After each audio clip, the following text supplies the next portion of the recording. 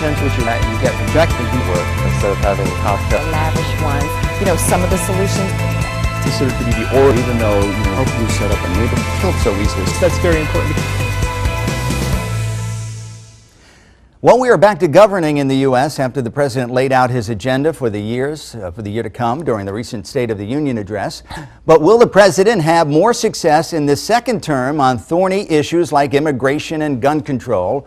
Or will it be the same old gridlock in Washington? Joining us now is political psychologist Dr. Bart Rossi to discuss what's upcoming in the year ahead and maybe the next 3 years beyond that. Welcome. Nice to be with you, Frank. Let's talk about the State of the Union address. How did you see this? What kind of a speech would you say it was? Well, what struck me, Frank, was that the whole speech made an impact, I thought. I thought he really did a good job because I think the president is going in the direction of the electorate. He's presenting himself to the people who voted for him, whether it be women, gays, whether it's an issue on climate change, the economy, jobs.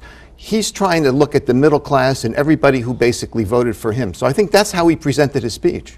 He was a bit hesitant, I think a lot of people would say, in the first term. And now he's been reelected, and he's not running again. He can't. Right. So he has 4 years, really, to be the president maybe that he wants to be. Did you see that in the State of the Union address, and also the call for gun control and also the call for immigration reform? Well, as a psychologist, I think the president is becoming the person he would like to be. I think you're right. I think he's projecting himself and his message as a person where he sees the American people going and what's important for all of us in society today. And I think his message is resonating. I think he's making an impact. Well, he can't do anything, obviously, without the Congress. Right. And he has to deal with John Boehner, who's the House Speaker. Two different personalities, Doctor. You have Obama, who's very professorial and guarded. You have Boehner, who's emotional at times. We've seen him crying at the drop of a hat. How did these two personalities mesh? They really have the entire country in their hands. Well, you have Boehner, who cries at the drop of a hat. He smokes cigarettes. He has an unusual tan. He's quite a character, and he's carrying the Tea Party on his back. So he's got a lot of issues. But I think Boehner's problem is really the far right. He has people who are really very extreme. The thinking, the psychology of some of the people on the far right are really a burden to him. I think he would like to come across better, but he feels that he can't. So we have a real conflict, as psychologists say. There's a real conflict with Boehner. But I think the president needs to take a stand, move forward, as you say, become the person he wants to be, and project his message. He has no other way to go, really, and that's what he's doing.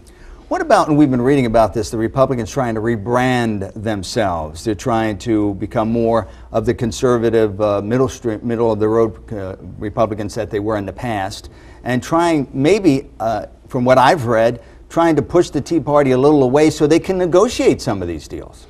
I don't think it's working. I think that the message of the Republican Party looks like it's scripted. If you look at Rubio's comments after the president's speech, it looked like a Republican script. It looked like he didn't even listen to the president's speech. He didn't even hear it.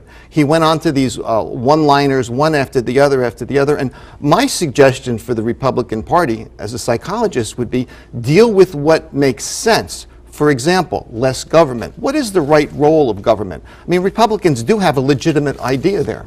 Let's talk about what the president has left in the tank. And when I mean that, I mean anybody on this President's Day, anybody that knows the presidential history, after re-election, you got maybe, 18 months, 2 years, before we start talking about the next president, and his power diminishes over time. What must he get done in what time frame? How much clout does he have left?